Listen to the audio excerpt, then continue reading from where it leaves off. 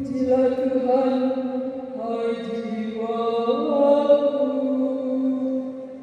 Janganlah lupakan segala kebaikannya.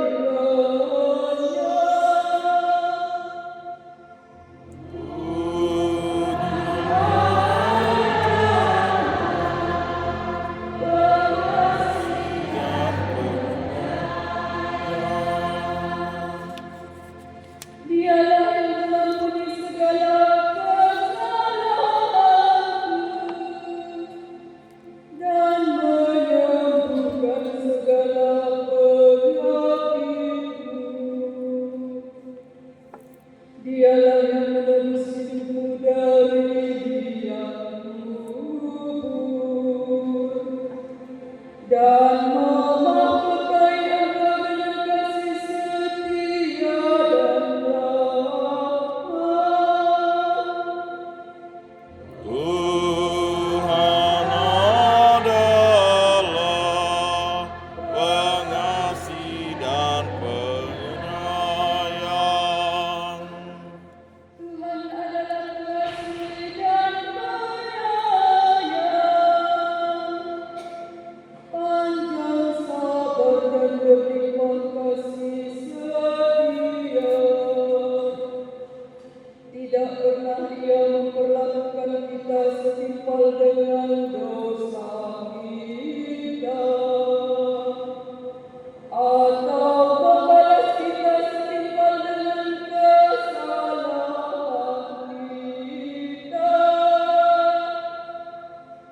Tuhan adalah pengasih dan penyayang. Sejauh timur dari barat, demikianlah pelanggaran-pelanggaran kita dibuangnya. Seperti Bapa sayang kepada anak-anaknya, demikian Tuhan sayang kepada orang-orang yang takwa. Tuhan adalah pengasih dan penyayang.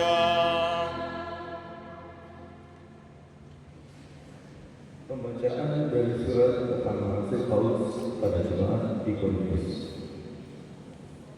Saudara-saudara, seperti ada tertulis, manusia pertama Adam menjadi makhluk yang hidup, tetapi Adam yang akhir menjadi roh yang menghidupkan. Yang mula-mula datang bukanlah yang rohani, melainkan yang alami. Barulah kemudian datang yang rohani. Manusia pertama berasal dari tubuh tanah dan bersifat jasmani. Manusia kedua berasal dari surga. Makhluk-makhluk alamiah sama dengan yang berasal dari tubuh tanah, dan makhluk-makhluk surgawi sama dengan dia yang berasal dari surga. Jadi, seperti kini kita mengenakan rupa dari manusia yang alamiah, demikian pula kita akan mengenakan rupa dari yang surgawi. Demikianlah sabda Tuhan. Syukur kepada Allah.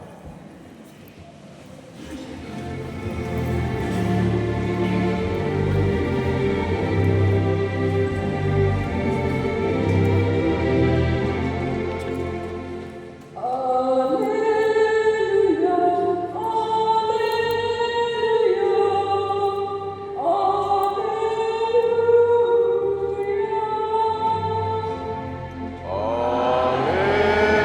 Haleluya,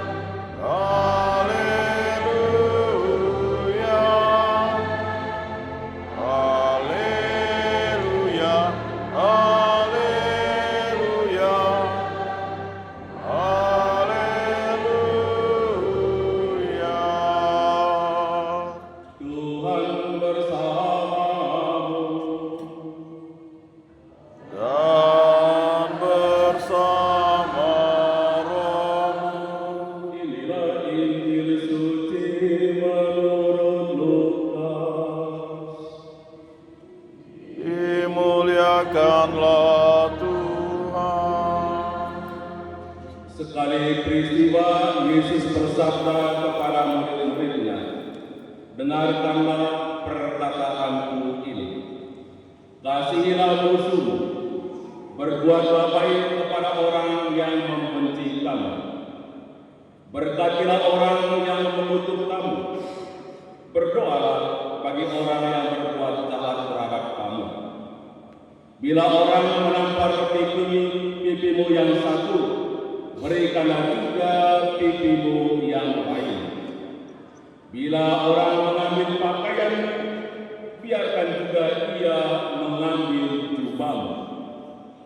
Berilah kepada setiap orang yang meminta kepadamu, dan janganlah meminta kembali kepada orang yang mengambil milikmu. Sebagaimana kamu kehendaki supaya orang melakukan sesuatu kepadamu, lakukanlah juga demikian kepada mereka. Jika kamu mengasihi orang yang mengasihi kamu, apakah jasamu? Karena orang-orang berdosa pun mengasihi juga orang-orang yang mengasihi mereka. Sebab jika kamu berbuat baik kepada orang yang berbuat baik kepadamu, apakah jasamu? Orang-orang berdosa pun berbuat demikian.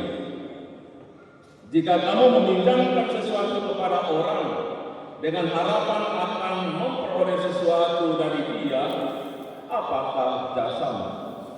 Orang-orang berdosa pun meminjamkan kepada orang-orang berdosa supaya mereka menerima kembali sama banyak.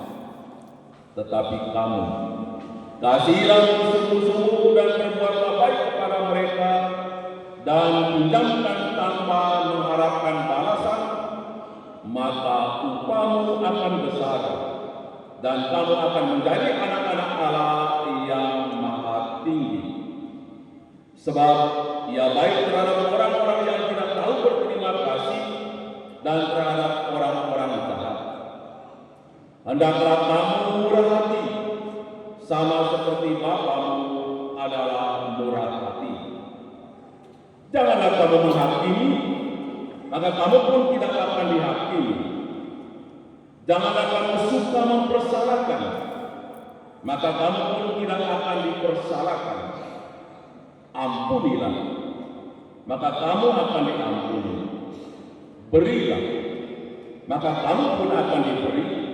Satu takaran yang baik, yang dipadatkan, yang diguncang, dan yang tumpah keluar, akan dicurahkan ke dalam pangkuanmu. Sebab ukuran yang kamu pakai untuk mengukur akan diukurkan pula kepadamu. Demikianlah sabda Tuhan. Terpujilah Kristus.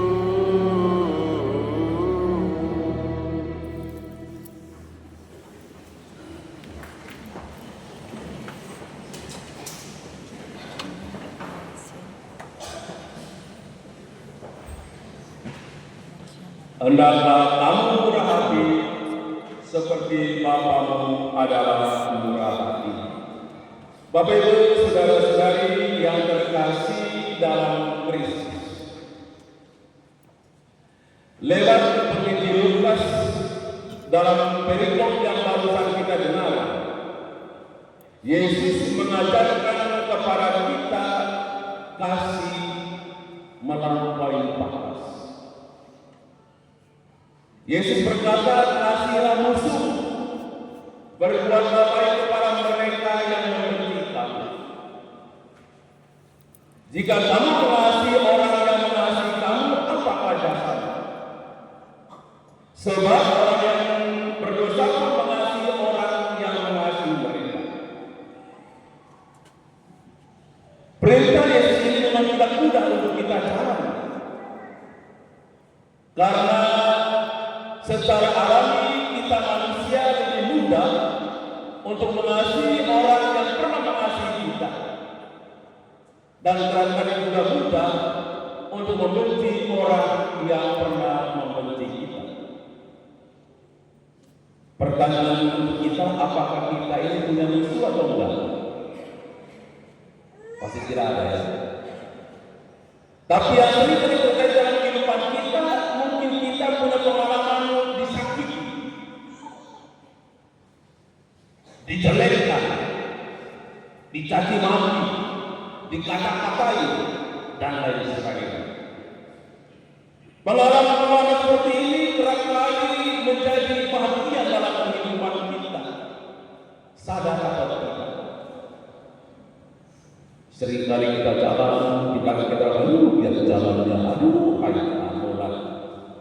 Kita tidak tahu, ya kan? Suara-suara mulus seringkali bergemaran, kadang-kadang pedas dan menyakitkan. Kita terlibat dalam kegiatan ini, orang lain mau cari muka. Seringkali itu terjadi dalam kehidupan kita. Dan Yesus perintahkan kita pada hari ini bahwa menjadi muridnya harus berani untuk mempunyai hati mengasihi, terutama mereka yang kerap kali membenci, yang kerap kali menyakiti, yang kerap kali dendam keras diri kita. Mengasihi dan mengampuni itu memang sakit. Karena apa? Karena berlawanan dengan kecenderungan kita manusia untuk membalas yang jahat dengan yang baik. Tapi Yesus ajarkan kita kejahatan itu dibalas dengan kebaikan. Bukan mata ganti mata, bukan gigi ganti gigi, tapi batu dibalas dengan kapas. Kejahatan dibalas dengan kebaikan. Dan apakah itu mudah kita lakukan? Iya, kalau itu kita lakukan kepada orang-orang yang mengasihi kita, mudah kita membalasnya dengan mengasihi mereka juga. Tapi apa jadinya kita diajak oleh Tuhan untuk mengasihi orang yang pernah membenci kita? Apa jadinya Tuhan mengajak kita untuk berdoa bagi musuh-musuh kita? Mengasihi musuh-musuh kita, mengasihi orang-orang yang terang-terangan membenci dan menyakiti kita, itu bukan perkara gampang. Karena itu, ajaran kasih Tuhan ini melampaui batas kemampuan kita untuk melakukannya. Kalau kita hanya mengandalkan diri kita sendiri, kalau hanya kita mengandalkan kekuatan manusia kita, maka kita tidak akan sanggup untuk melakukan. Tetapi kalau kita mengandalkan kekuatan dari Allah, maka perlahan-lahan kita akan mampu untuk mewujudkan tahap demi tahap perintah Tuhan ini di dalam kehidupan kita. Dalam ayat pertama kita mendapatkan seorang teladan bagaimana Daud yang mengampuni Saul, yang terang-terangan berniat untuk membunuh dirinya, yang kerap kali melakukan kejahatan kepada dirinya.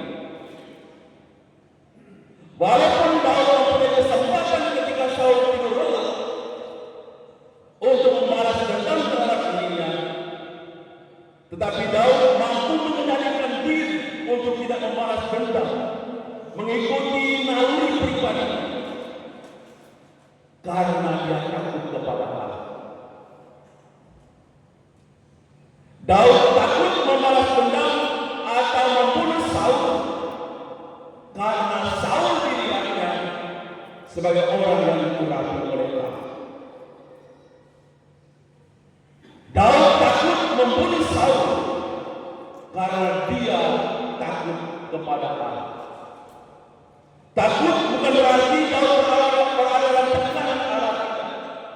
Takut karena Daud sungguh mencintai Allah.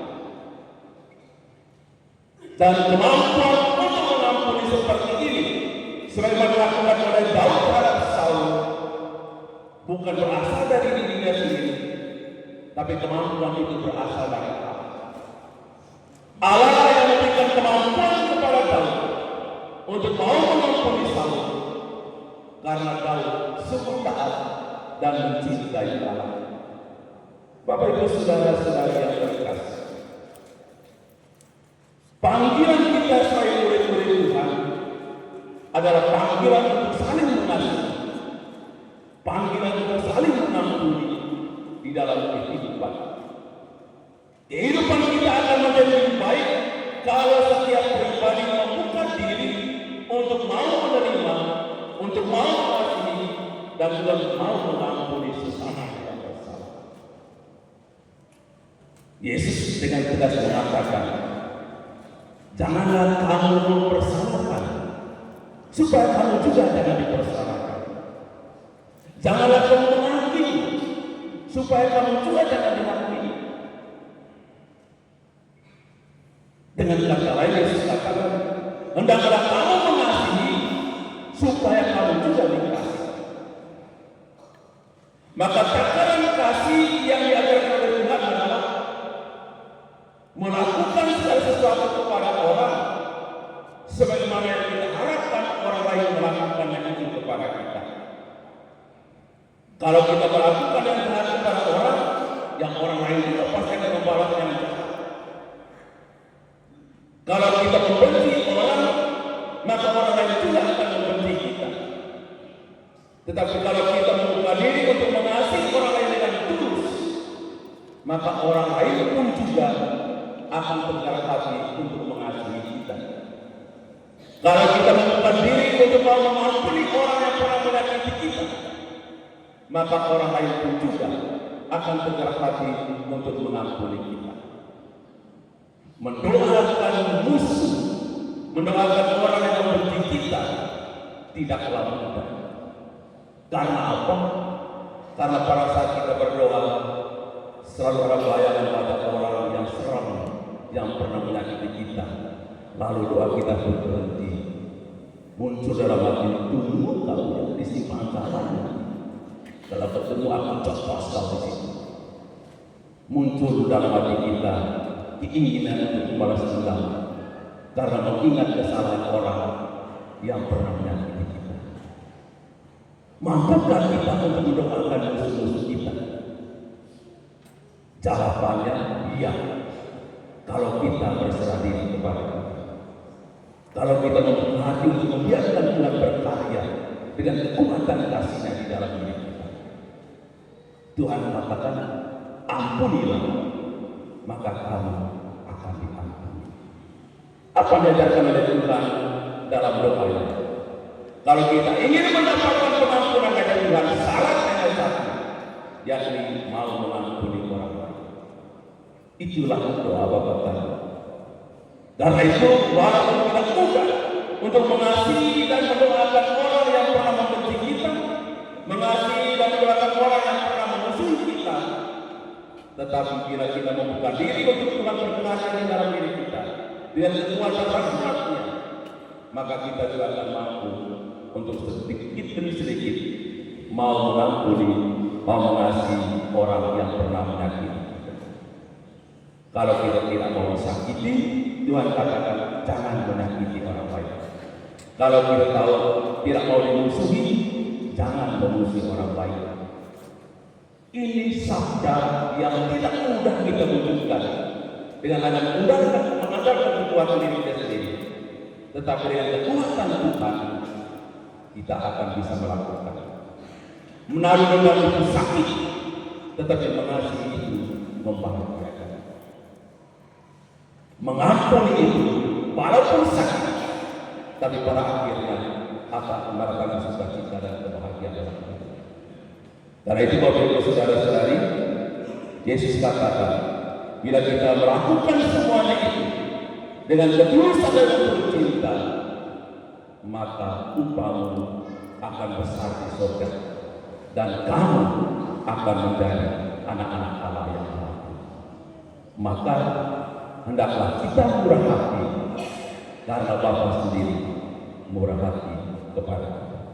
Hendaklah kita mau mengasihi dan mengampuni sesama yang bersalah kepada kita mendoakan orang-orang yang membenci kita, karena Bapa sendiri, lalu Yesus Putranya, terlebih dahulu mengasihi dan mengampuni dosa-dosa kita.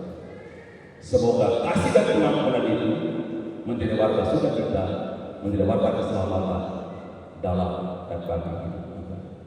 Tuhan memberkati. Amin.